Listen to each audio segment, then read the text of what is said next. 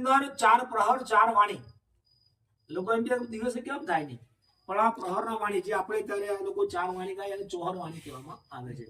આ ચોહર વાણી પત્યા પછી ગુરુ વાણી આવે, એટલે ગુરુપદના ભજન ગવે. અને પછી આમાં સાહેબ 12 વાગે એટલે તાવો કરવામાં આવે, એટલે ભગવાનનો નૈવેદ્ય બનાવવાનો સમય થઈ જાય, તાવો કરવામાં આવે. ભગવાનને 9 કાચરનો પાકા નૈવેદ્ય ચડે સાહેબ. 9 પાકાની અંદર કોઈ પણ દેવાય એક સિવાય જે ગમે તે માતાજીઓ જે પણ નૈવેદ્ય ચડતા હોય એ આ કાચામાં આવી જાય. એમાં રોટી આવે, ચોખા આવે, સુવાળી આવે, લાપસી આવે, સુખડી આવે, વડા આવે, બધા આવે. 9 પાકામાં 9 જાતની મીઠાઈ આવતી હોય છે. એ પછી વેરાળી આવે.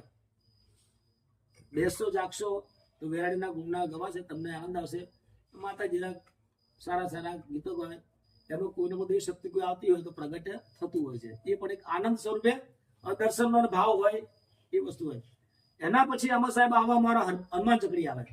હનુમાનનો કોઈ મહિમા આવે, આખો રામાયણનો મહિમા આવશે. આ તો તમે એટલા માટે સમજાવું કે આ ચોહર વાણી ગાયા, પણ તમને કઈ જો પેલા સમજાવ્યું તો ખ્યાલ પડે. 4 ભજન આવ્યા. પેલું ભજન આવ્યું ગુરુ વાણી આવ્યું, બીજું ભજન આવ્યું પણ વાણી જેવું સારું ભજન હતું. એટલે ભગવાન નરસિંહ ભગવાનનો પાઠ છે. સવારે એના 4 વાગે નિવસ થશે અને ભગવાનની આરતી થશે. દર્શનનો લાવો છે. આ તો આ બાજુ તો ઓછું, પણ ઉત્તર ગુજરાતમાં તો આવું એટલે માણસ આમ 4 બાજુ કોઈ જગ્યાએ બેસે નહીં. એટલું બધું આગળ પાટણ મહેસાણા બાજુ મારો બહુ લાવો છે. બેસવા દર્શનનો લાવો છે. અને આવો જગન કદાચ રંગીના માંડે ઘરે બંધાણો છે. સારું કે તમે ભાગ્યશાળી કહો કે આ જ્યાં પાઠ થતા હશે. આમાં તો કેવું કે સમાજ તેડાવે, પંચ તેડાવે. પંચાલ સમાજ છે, રબારી સમાજ છે, પ્રજાપતિ સમાજ છે. આનો ઉદ્ભવ પ્રજાપતિ સમાજમાંથી થયો. પ્રજાપતિ સમાજે સૌથી પહેલા નેભાળો બનાવ્યો હતો, જે આપણે ઈંટો ભઠ્ઠા બનાવે ને, પણ એમાં ભૂલથી એક માટલાની અંદર બિલાડીના બચ્ચા રહી ગયા હતા. એટલે પછી આમ એમણે વિચાર કર્યો કે નેભાળો સળગી ગયો છે, હવે શું થશે?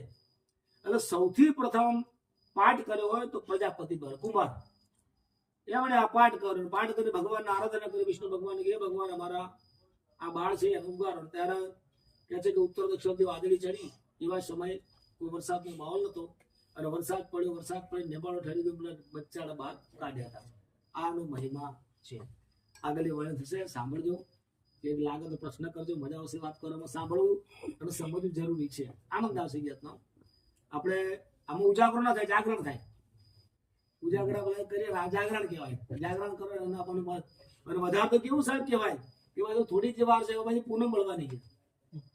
હવે પાછી પૂર્ણિમા પછી માગસર માસની પૂનમ, એમાં તો વિશ્લેષણ શર્મા સાહેબ બધા આપી શકો. માગસર માસ તો એટલે કેવું કહેવાય સાહેબ ને, સારામાં સારો યોગ છે. બોલો નરસિંહ સાહેબ.